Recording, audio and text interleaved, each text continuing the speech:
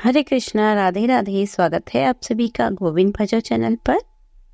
आज हम सुनेंगे रमा एकादशी की व्रत कथा। रमा एकादशी की व्रत से व्यक्ति पाप से मुक्त होकर विष्णु लोक को जाता है। दिवाली से पहले आने वाली रमा एकादशी सुख, सौभाग्य, समृद्धि में वृद्धि का वरदान देती है। इस एकादशी का नाम माता लक्ष्मी के एक नाम रमा पर पड़ा है। एकादशी के दिन हरि विष्णु भगवान का पूजन का विधान है, लेकिन इस एकादशी के प्रताप से लक्ष्मी नारायण की विशेष कृपा बरसती है। आर्थिक तंगी से छुटकारा मिलता है। रमा एकादशी का व्रत कथा के बगैर अधूरा माना जाता है। इस साल 2023 में रमा एकादशी का व्रत 9 नवंबर 2023 दिन गुरुवार को रखा जाएगा। आइए अब सुनते हैं रमा एकादशी की व्रत कथा। धर्मराज युधिष्ठिर कहने लगे कि हे भगवान, कार्तिक कृष्ण एकादशी का क्या नाम है, इसकी विधि क्या है, इसके करने से क्या फल मिलता है, सो आप विस्तार पूर्वक बताइए। भगवान श्री कृष्ण बोले कि कार्तिक कृष्ण पक्ष की एकादशी का नाम रमा है। यह बड़े बड़े पापों का नाश करने वाली है। इसका महात्म्य मैं तुमसे कहता हूँ, ध्यान पूर्वक सुनो। हे राजन, प्राचीन काल में मुचुकुंद नाम का एक राजा था। उसकी इंद्र के साथ मित्रता थी और साथ ही यम, कुबेर, वरुण और विभीषण भी उसके मित्र थे। यह राजा बड़ा धर्मात्मा, विष्णु भक्त और न्याय के साथ राज करता था। उस राजा की एक कन्या थी जिसका नाम चंद्रभागा था। उस कन्या का विवाह चंद्रसेन के पुत्र शोभन के साथ हुआ था। एक समय वह शोभन ससुराल आया। उन्हीं दिनों जल्दी ही पुण्यदायिनी एकादशी रमा भी आने वाली थी। जब व्रत का दिन समीप आ गया तो चंद्रभागा के मन में अत्यंत सोच उत्पन्न हुआ कि मेरे पति अत्यंत दुर्बल है और मेरे पिता की आज्ञा अति कठोर है। दशमी को राजा ने ढोल बजवाकर सारे राज्य में यह घोषणा करवा दी कि एकादशी को भोजन नहीं करना चाहिए। ढोल की घोषणा सुनते ही शोभन को अत्यंत चिंता हुई और अपनी पत्नी से कहा कि हे प्रिय, अब क्या करना चाहिए? मैं किसी प्रकार भी भूख सहन नहीं कर सकूंगा। ऐसा उपाय बतलाओ कि जिससे मेरे प्राण बच सके, अन्यथा मेरे प्राण अवश्य चले जाएंगे। चंद्रभागा कहने लगी, हे स्वामी, मेरे पिता के राज में एकादशी के दिन कोई भी भोजन नहीं करता। हाथी, घोड़ा, ऊंट, बिल्ली, गौ आदि भी तृण, अन्न, जल आदि ग्रहण नहीं करते। फिर मनुष्य का तो कहना ही क्या है।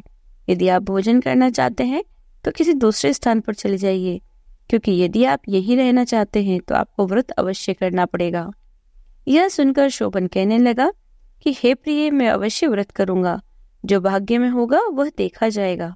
इस प्रकार से विचार कर शोभन ने व्रत रख लिया और वह भूख व प्यास से अत्यंत पीड़ित होने लगा।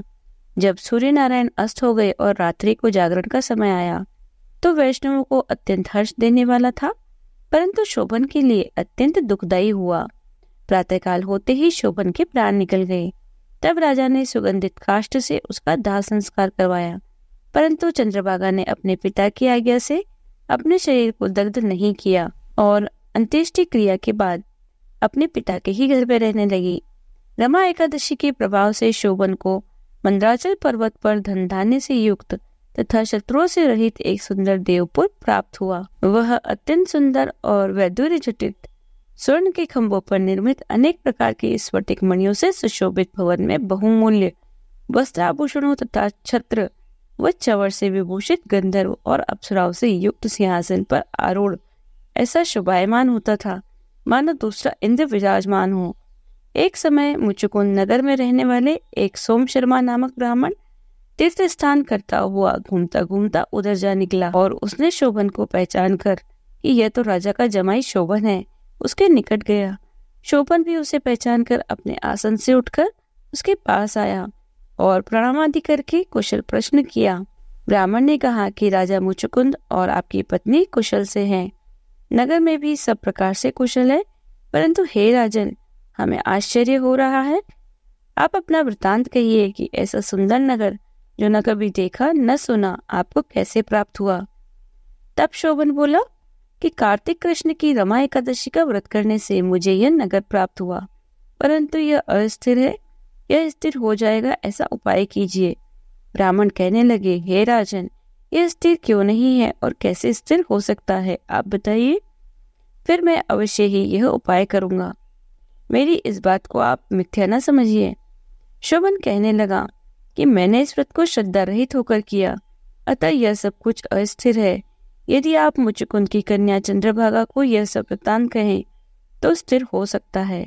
ऐसा सुनकर उस श्रेष्ठ ब्राह्मण ने अपने नगर लौटकर चंद्रभागा से सब वृत्तांत कह सुनाया। ब्राह्मण के वचन सुनकर चंद्रभागा बड़ी प्रसन्नता से ब्राह्मण से कहने लगी, हे ब्राह्मण, ये सब बातें आपने प्रत्यक्ष देखी हैं या स्वप्न की बातें कर रहे हैं?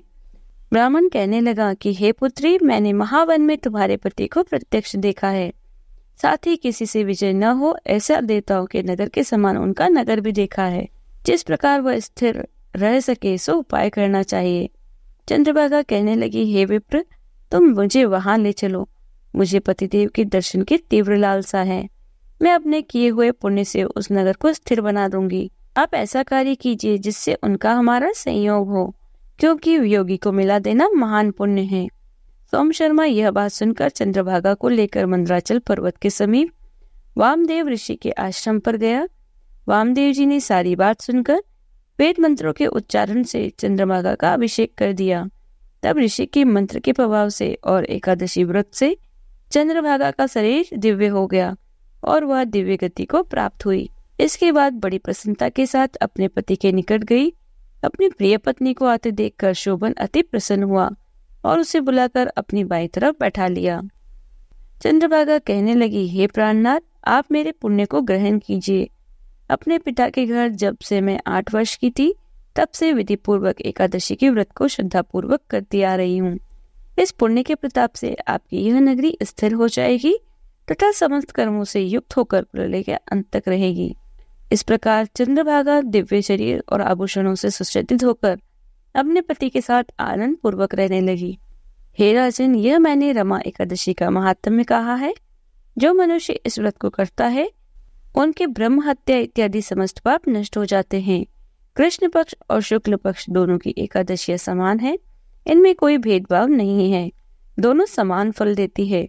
जो मनुष्य इस महात्म्य को पढ़ते अथवा सुनते हैं वे समस्त पापों से छूटकर विष्णु लोक को प्राप्त होते हैं।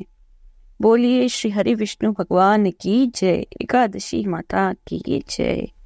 यदि आपको वीडियो अच्छी लगी हो तो लाइक कीजिए, ज्यादा से ज्यादा इसे शेयर कीजिए। यदि आप चैनल पर नए हैं तो चैनल को सब्सक्राइब कर लीजिए, बेल आइकन को प्रेस कर दीजिए जिससे आने वाले नए वीडियोस की नोटिफिकेशन आपको तुरंत मिल जाए। मिलती हूँ आपसे अगले वीडियो में, तब तक बने रहिए गोविंद भजन चैनल पर। हरे कृष्णा, राधे राधे।